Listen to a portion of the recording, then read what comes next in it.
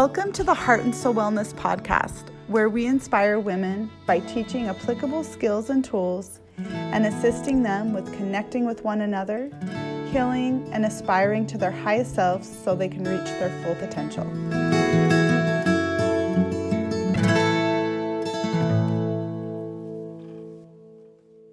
Hi everyone, thank you for joining us today. Today we're talking about healing from narcissistic abuse and reclaiming your life.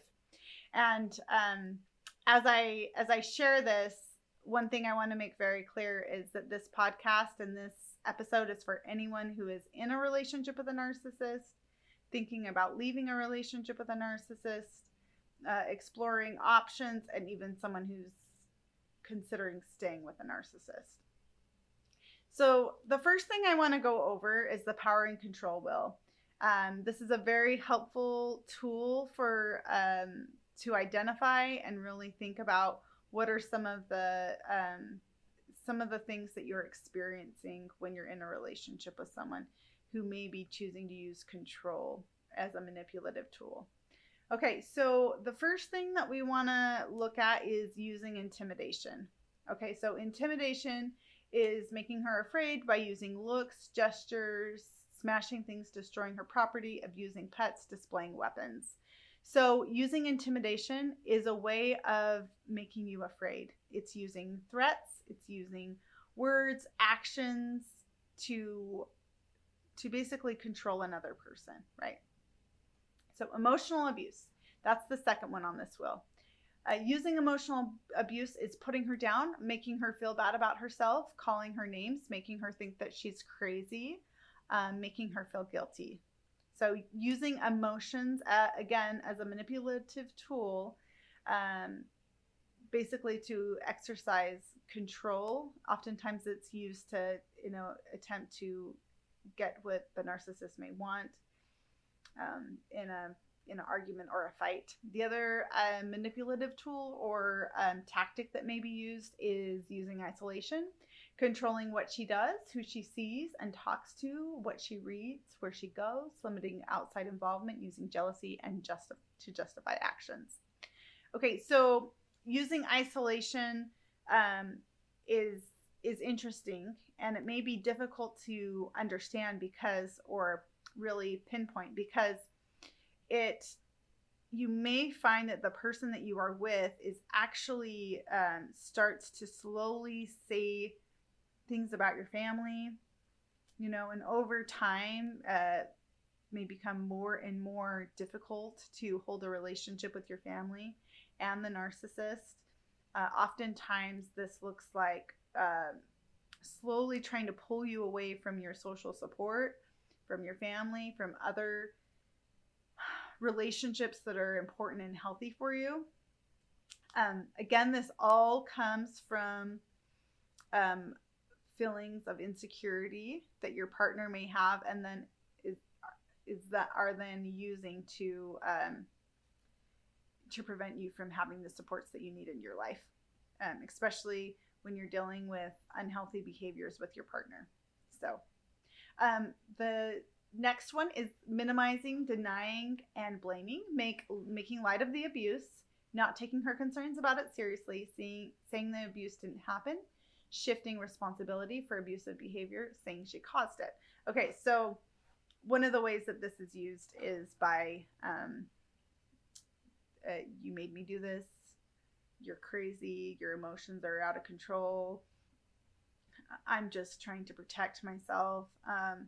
Minimizing and denying what happened. So if you explain how something made you feel, if that was like a physical altercation or if it was something else that happened, there's like a minimizing of what happened, and then the shifting responsibility is it's all of a sudden you feel very responsible for everything that just happened.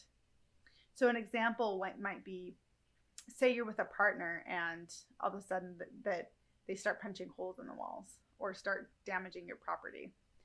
And then all of a sudden it's turned around when you say, hey, I didn't like the way that made me feel when you punched holes in the walls or when you engaged in this really scary behavior. It may look like, oh, you have no idea what I'm going through. You may all of a sudden feel responsible because all of the responsibility may come back to you in terms of what you did, how you made your partner feel, and then all of a sudden you're in a place where you may be taking on this responsibility instead of your partner taking ownership for the destructive behavior that just occurred. Using children is the next one. So using children, making her feel guilty about the children, using the children to relay messages, using visitation to harass her, threatening to take children away. Okay, so then children are used also as a manipulative tool, either that I'm going to take your children away from you if you leave me, or other tactics may be used, making you feel guilty about the way you parent, or many different ways that this shows up. And then again, using children to relay messages, or making you feel guilty about the children by then criticizing you or attacking you for your parenting styles, things like that. Using male privilege, treating her like she's a servant, making all the big decisions, acting like the master of the castle, being the one to define men and women's roles. Okay, so this is very defined. I'm the man of the house. Here are the rules, and you basically need to go along with what I want to do. So there's not as much proactive decision making together. Instead, this looks like I define what needs to be done in this house, and then the idea is that you then are accommodating. You're basically going along with whatever your partner is saying needs to be done. But this male privilege is something that is embedded in our society, and it's one that it comes from oftentimes a long line of abusive behavior and mentality and socialization around men. This can happen with women too. I want to make that clear, that I acknowledge that men and women can both be victims of domestic violence. However, for the purpose for this podcast, we're going to specifically be talking about how this affects women. So basically what this looks like is you going along. Okay, the next section on our power and control wheel is using male privilege. So treating her like she's a servant, making all of the big decisions, acting like the master of the big castle, and the one to define men and women's roles. So there is a power dynamic going on where someone has all of the power and the other person does not have power or control. Very disempowering when relationships are set up this way, because we all have this innate desire to contribute to rules and creating change and adapting with one another and working together. However, when relationships are set up this way, it leaves very little room for working together. And what these relationships look like often are somebody has all the power and control, and then the partner often is just kind of grasping for what you can get, right? To have some sort of sway in the relationship. The power dynamics are way off, very unhealthy dynamics, obviously. And then the men and women's roles are very, very defined, meaning there's not a lot of collaboration or working together in this way at all. Using economic abuse, preventing her from getting or keeping a job, making her ask for money, giving her an allowance, taking her money, not letting her know about or have access to the family finances. Okay, so what this looks like is not a working together around finances, but again, somebody has all the power and control. So with finances, it may be that you get an allowance.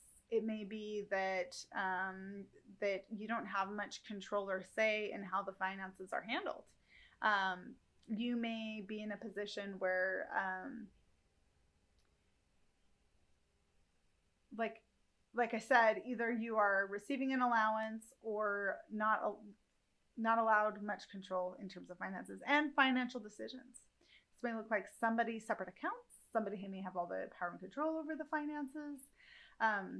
Not a healthy dynamic when you're building a relationship. A healthy relationship, you're sharing financial control, you're working together on finances.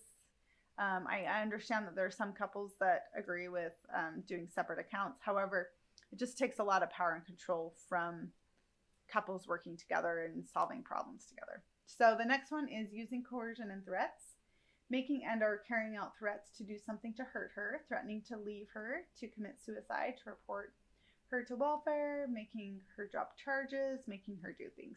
Okay. So this is a very common one that we often see with narcissistic abuse.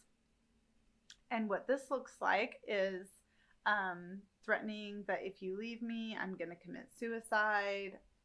That is very, very common. And it's a way of emotionally controlling and manipulating a person. So by saying, I'm going to commit suicide, then you all of a sudden feel very trapped to then take care of this person. And these threats, once it's discovered that this threat works, it's oftentimes used over and over and over again as a manipulative tool.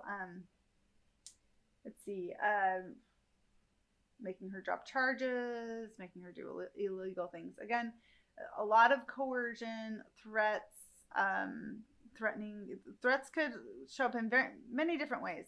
There's lots of ways that you could feel threatened. But again, it's like, if you do this, I'm going to do this, right? So it's this escalation of power and control. Okay, so that is the power and control wheel. I'm going to include a copy of this in the show notes so that you can review it. And so the biggest thing that I want to really talk about right now is how you can reclaim your life if you are in a relationship with a narcissist.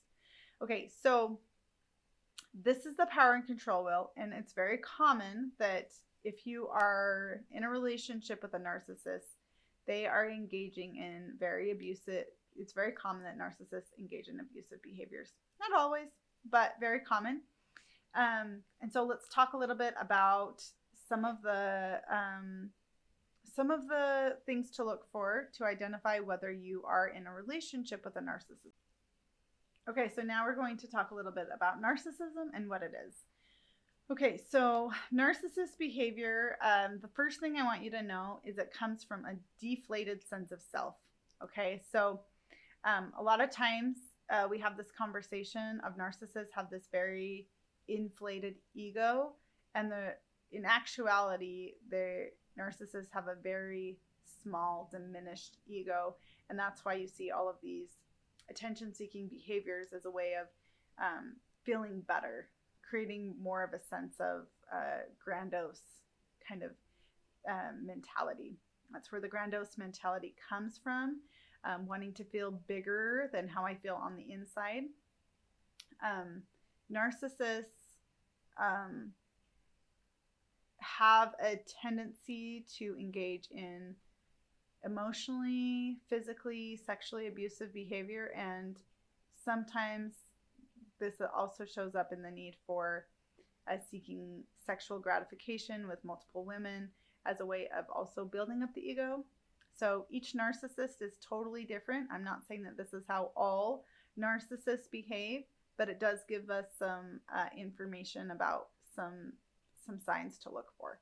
Okay, so I'm just going to go over a couple of what we look for as clinicians when we're looking for somebody who has narcissistic personality disorder. So I'm going to go through all of them just because I think it's a helpful tool to kind of understand how to maybe identify if you are with somebody who's engaging in narcissistic behavior. So one is a sense of entitlement. So a sense of entitlement to people, possessions around them. Okay? There's a huge lack of awareness of how other people are affected by their behavior, but yet feel very entitled for the things that they deserve in life. This may look like this idea or negative belief that, they deserve to have a wife who is always cleaning the house and taking care of everything, and that they should just go to work and come home and not participate in the family chores and responsibilities. One of the factors with narcissism is a huge shift of responsibility. So a lack of being willing to take responsibility for the different areas in their life. So that's a very, very, very common thing. Oftentimes, if you approach a narcissist in just a respectful manner and saying, hey, this is what happened, this is what I experienced, I'd like for this to be different, you may feel very attacked if you bring up just even a normal concerns, relationship concerns. Narcissists do not take responsibility. They view themselves as a victim. And so it's often, so in a situation like that, there wouldn't be responsibility that would be taken. It's likely that it may look something like, well, you caused it. You're the reason why this is happening. You're the reason why I reacted the way I did. Things like that. Okay, I have two more things that I want to go over with you when it comes to narcissism, and two important things that will be important for you to know and be aware of. One is self-directed need for approval and praise. And then the other one is a lack of empathy. So let's talk about approval and praise first. So narcissists have an extreme need to be admired by the people around them. That is why you will see narcissists in high positions. You may see them in a clergy position. You may see them serving in a public office. You may see them in a position of high responsibility. It's very common that narcissists are very charming. They have a lot of skills in terms of being liked by people, really, truly. So there is this need for admiration and approval. Now, we all want some approval. Of course, like, we're driven by connection and community, and all of these things are really important. But narcissism is just about things being out of balance. Okay, so it becomes malfunctional or dysfunctional when somebody takes it to the extreme. Okay, so where there's an obsessive need for approval and admiration by others. Okay, now this is also on a spectrum. We have mild, moderate, and severe. Some people have mild narcissism, some people have moderate, and some people have severe. When it comes to the lack of empathy, this looks like experiencing something very difficult, painful, or hard, even something perhaps the narcissist has done to you, and they are not able to demonstrate empathy for what you experienced by their actions or behaviors. In the context of it being something that somebody else has experienced outside of the narcissist may seek out to help to receive approval, but it's not directed by an intrinsic sense of goodness. It's driven by typically wanting to build up the ego and wanting people to admire the narcissist, and the admiration that the narcissist receives is how they cope with the anxiety and the diminished sense of self that they have. So I hope that this is helpful. In terms of your healing process and your journey, this is really helpful just to be aware of lack of empathy, entitlement behaviors, and approval behaviors, because you're able to see that this is about the narcissist's imbalance in their life, and it's not about you. And you didn't cause it, you can't cure it, and you can't control it. It's all their choices and their actions. And I hope that this is helpful with taking a step back and finding yourself and coming back to a sense of security and safety within yourself, because you may or may not feel safe with your partner. So, okay, so the next piece that I want to talk with you about is reclaiming your life. There's two books that I highly recommend. One of them is Why Does He Do That? by Lundy Bancroft. And the second one is Daily Wisdom for Why Does He Do That by Lundy Bancroft. Lundy has done some significant work in terms of domestic violence, abuse, and really has some tremendous resources with helping you to heal and reclaim your life and see things clearly when you're dealing with some really difficult situations. I often just really encourage my clients to increase their support system. One thing that's going to help you to see clearly is to have a very positive support system. Even if it's just one day a week doing something, getting out and dancing, going to the gym, finding something that you want to do for yourself. It is really critical that you do that so you can step out of the chaos that you may or may not be experiencing. The second thing I recommend is movement. Movement has been proven to help the body to heal when we're healing from trauma, healing from different things. And it's going to help your mind with being able to function and see clearly and manage your own emotions. Having a safe person that you can talk to is critical. Having someone that you can go and talk to when things get really difficult or hard and you need someone to help you to find some clarity and even remind you of that you deserve to be treated with kindness and respect, and to hold on to that belief and ideal that you do deserve to be treated with kindness and respect.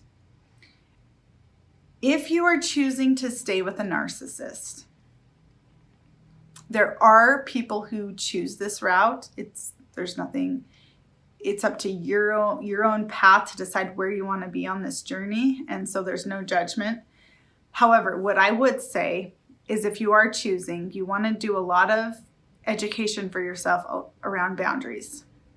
Whether you're staying in a relationship or still need to communicate with a narcissist, maybe you have children with them, but being very clear with your boundaries and also not engaging in communicating too much about emotions. The reason why is because those are often used against you when you're dealing with a narcissist, when you're working with a narcissist. So you want to be very clear and direct about your boundaries, what is okay, what is not okay, those types of things. Yeah. And then with reclaiming your life, healing from narcissism does take time. My recommendations are to get involved in some EMDR, perhaps like a yoga class, get involved with spending time with yourself in ways that it feels safe, and finding some ways to express what you've experienced, whether that's through poetry, whether that's through art, whether that's through journaling. But engaging in some healthy self-expression is really critical. And reminding yourself and writing down, this is not about me. This is not my fault. I do not deserve this behavior. So that you can remind yourself, and so you can see clearly in the moments where it's difficult to see things clearly. And then I recommend reaching out to resources.